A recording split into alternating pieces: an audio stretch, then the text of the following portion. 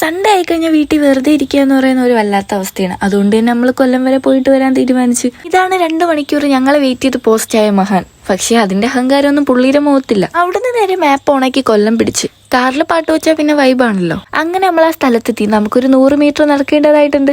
പക്ഷെ എന്നെ പോലെ നടക്കാൻ മടിയുള്ള ഒരാളെ എന്റെ ലൈഫിൽ ഇതുവരെ ഞാൻ വേറെ കണ്ടിട്ടില്ല. അങ്ങനെ നമ്മൾ സ്റ്റേക്കേഷൻ ചെയ്യുന്ന സ്ഥലത്തെത്തി. പുറത്തെ വ്യൂവിനെ നിങ്ങൾ കണ്ടില്ലേ? ഇനി ഇതൊക്കെ ഒന്ന് ചുറ്റി കാണുക എന്നതാണ് അടുത്ത പരിപാടി. അവിടെ എത്തിയപ്പോൾ തന്നെ വെൽക്കം ഡ്രിങ്ക് ഒക്കെ കിട്ടിയിട്ടുണ്ടായിരുന്നു. അതൊക്കെ കുടിച്ചിരിക്കുമ്പോഴാണ് ഞാൻ ആ ഞെട്ടിക്കുന്ന കാഴ്ച കാണുന്നത്. ഞങ്ങളുടെ കൂടെ വന്ന ഞങ്ങളുടെ കൂട്ടുകാരുടെ ചൂണ്ടയിട്ട് മീൻ പിടിക്കാനായിട്ട് ഇരിപ്പുണ്ട്. ഞാനൊന്നും പറയാൻ നിന്നില്ലേ, കാരണം എന്താന്ന് വെച്ചാൽ ഈ ചൂണ്ടയെ കുരുങ്ങുന്ന മീനിനെ വേണം ഞങ്ങൾക്ക് ഉച്ചത്തേക്ക് ഞമ്മഞ്ഞമാക്കാൻ, അല്ലെങ്കിൽ ഞങ്ങൾ എല്ലാവരും പട്ടിണിയാണ്. അതുകൊണ്ട് തന്നെ ലൈഫിൽ ഇതുവരെ മീൻ പിടിക്കാത്ത ഞാനും മീൻ പിടിക്കാനായിട്ട് ഇറങ്ങേണ്ടി വന്നു. ഇതുവരെ മീനൊന്നും കിട്ടിയില്ലെങ്കിലും മീനിനെ വറുക്കാനുള്ള മസാലയൊക്കെ നേരത്തെ എന്റെ കൂട്ടുകാർ തയ്യാറാക്കണുണ്ടായിരുന്നു. എന്തിനോ വേണ്ടി തിളയ്ക്കുന്ന സാമ്പാർ മീൻ വറുത്തത്. ഇനിയും മീനിന് വേണ്ടി വെയിറ്റ് ചെയ്ത് പട്ടിണിയാവുന്നുള്ള സത്യം മനസ്സിലായ നിമിഷം മന്തി അങ്ങ് ഓർഡർ ചെയ്തു. അങ്ങനെ അതും കഴിച്ച് തളരരുത് രാമൻകുട്ടി എന്നുള്ള ഡയലോഗും പിടിച്ച് ഞങ്ങൾ വീണ്ടും കളത്തിലിറങ്ങി.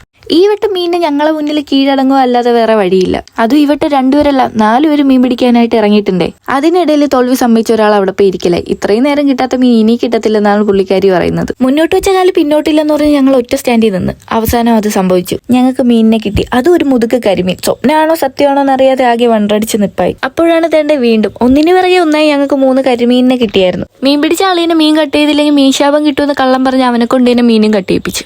എന്ത് പറയാനാണ്, ഞങ്ങൾക്ക് കഴിക്കാനല്ലേ അറിയൂ സാറേ. അങ്ങനെ മീനിനെ തട്ടി പ്ലേറ്റിലാക്കി, പ്ലേറ്റിൽ നിന്ന് നേരെ പാനിലാക്കി അങ്ങനെ വറക്കാനും വെച്ചു. അങ്ങനെ മീൻ പിടിച്ച ക്ഷീണത്തിൽ ഓരോ ചായയൊക്കെ കുടിച്ചു കഴിഞ്ഞപ്പോഴാണ് പെട്ടെന്ന് ക്ലൈമറ്റ് അങ്ങ് ചേഞ്ച് ചെയ്ത്. പിന്നീട് അങ്ങോട്ട് മഴയായിരുന്നു. 4 പേര് ഒരേ വൈബായതുകൊണ്ട് നമുക്ക് മഴയൊന്നും ഒരു പ്രശ്നമേ അല്ലായിരുന്നു. അങ്ങനെ അതൊക്കെ കഴിഞ്ഞപ്പോൾ ഞങ്ങൾക്ക് തിരിച്ചു പോകാനുള്ള സമയമായിട്ടുണ്ടായിരുന്നു. ഒരു ദിവസം ഇത്ര പെട്ടെന്ന് എങ്ങനെ പോയിന്ന് ചോദിച്ചാൽ എനിക്കറിയില്ല. അങ്ങനെ അവിടെ നിന്ന് ബൈ പറഞ്ഞ് ഞങ്ങൾ നേരെ പോയത് ഒരു കയാക്കിങ് എക്സ്പീരിയൻസ് ചെയ്യാനായിട്ടാണ്. അത് നമുക്ക് പാർട്ട് 2 കാണാം. അപ്പം അത്രേ ഉള്ളൂ.